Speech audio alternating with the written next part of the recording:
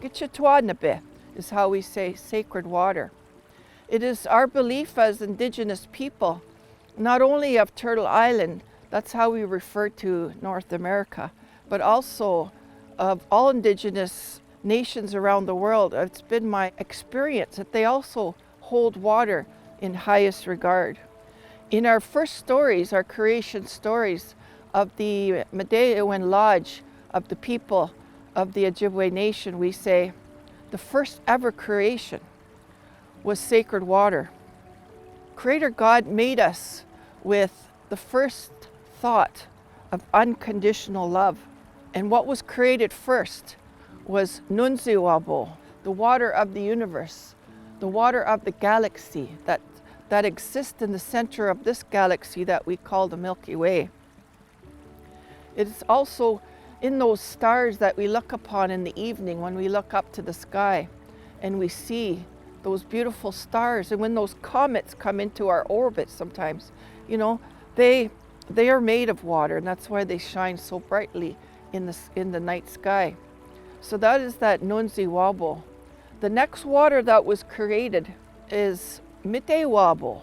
Mitewabo is that spirit water. It's that beautiful water of our birth. Our mother carried us in her womb. We were created and formed in that embryonic fluid, it's called medically. But it's actually, to us, Mitewabo, that sacred water of creation. The next thought of unconditional love by the Creator was Duduwabo, but it refers to the water of our mother, Ishkakamekwe, Mother Earth. She gives us all the life. She gives us everything that we need in terms of food, shelter, medicine, and she loves us so much. And those rivers, those lakes, the ocean, the very water that falls from the sky, Gamiwan, that's that sacred water, that Dodowabo. It's that water that gives life to all life. No life begins, no life can live without that water we call Gichitwaa Nibi. As my story continues, the last thought of unconditional love by the Creator, and what was created then was Muskowabo. Muskowabo is red water, and it's that red water that runs through our very veins in our body. Adults, we hold 5 liters of blood, and it's pumped by that heart. We were created first with that unconditional thought of love, Muskowabo, and so that makes us, each and every one of us, sacred people. So, we are amazing. We have these little hands that can create many beautiful things. We have our voice, we have our thoughts. So those elders say, only have good thoughts, only have good words, only use your hands in a good way, towards yourself especially. So that's those 4 sacred waters of creation: Nunziwabo, Mitewabo, Dodowabo, and Muskowabo. What are water walks? That's when we pick one weekend in May, Mother's Day weekend. We choose a lake and we walk the perimeter of that lake. Whether it takes us a day, whether it takes us all weekend, we do that in prayer, sacrificing your own comfort for that water. We're led by a woman to carry that water and a man who walks beside her, and we lead the people. We've had up to 500 people participate with us on those water walks. I'd like to acknowledge Auntie Shirley Williams and her niece Liz Ozwamik. They started that, and we were inspired very much by the work of Grandmother Josephine Mandaminbun. In this area, we've been walking for 12 years, but at the 10-year point, the water walkers, we all got a copper brooch, and it's in the shape of the copper pail that holds that water that we carry in prayer and ceremony. I'd like to give credit to the Sacred Water Circle, whose vision statement is inspired by Indigenous teachings, leading with hope and spiritual courage. The sacred water sees a renewed relationship between humanity and water. And this is the work that we do as Sacred Water Circle. What the elders have said is that on a daily basis, show gratitude for the water. When you wake up in the morning even, and you go into the washroom, and you see your own reflection in that mirror, say hello to yourself in a good way. Hi, beautiful. I love you. Do that on a daily basis. And that first water that you drink in the morning, could be water, coffee, tea, take that water.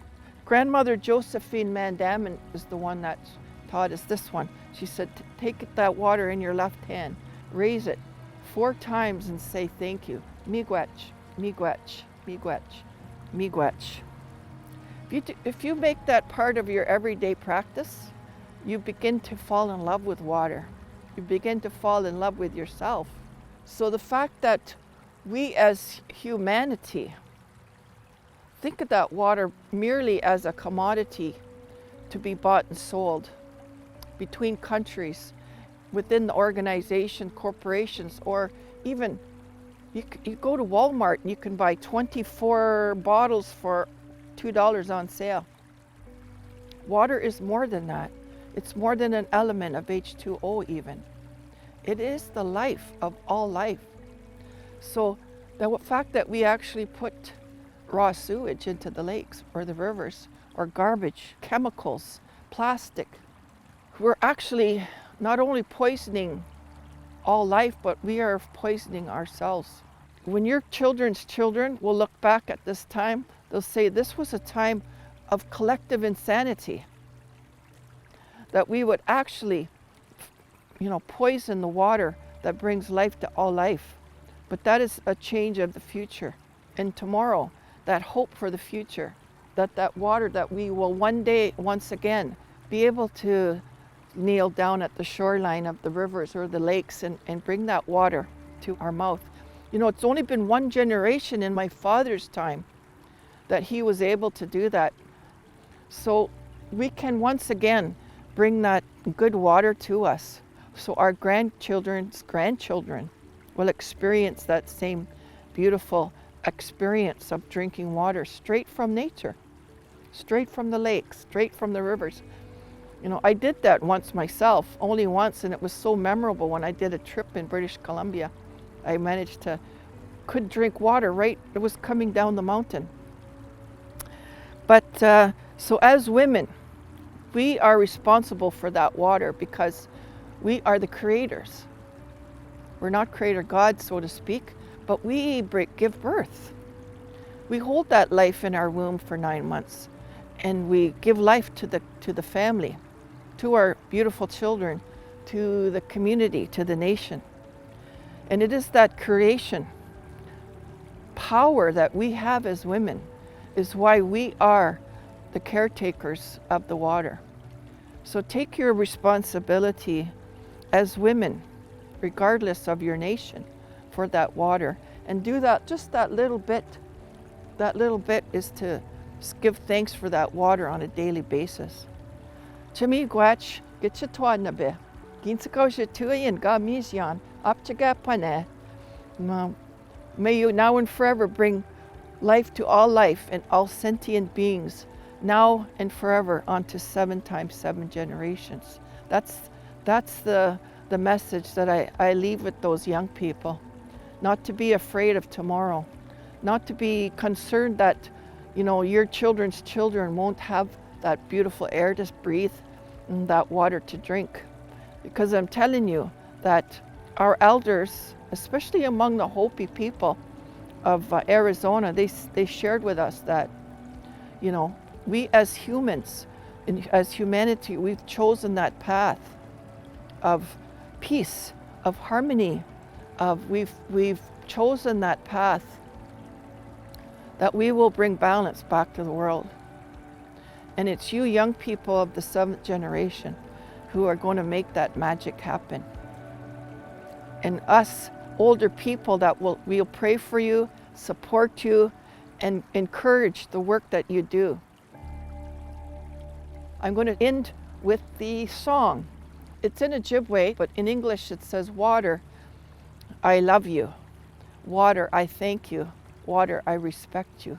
It's a song that's directed towards the water as a way, a child would sing to its mother or a mother's to a child. It's a lullaby. This is how we think about water. So I'll start now. Nebe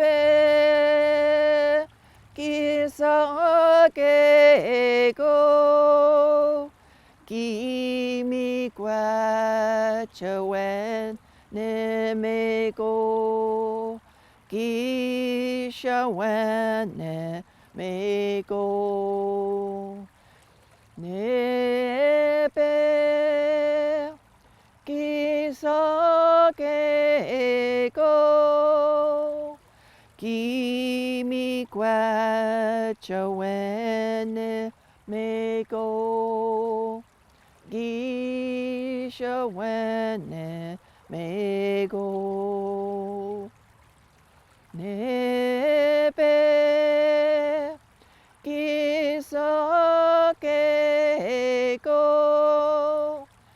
kimi kwachawen nemego gishawen nemego Nahau miigwach kanagada mi el, mina el.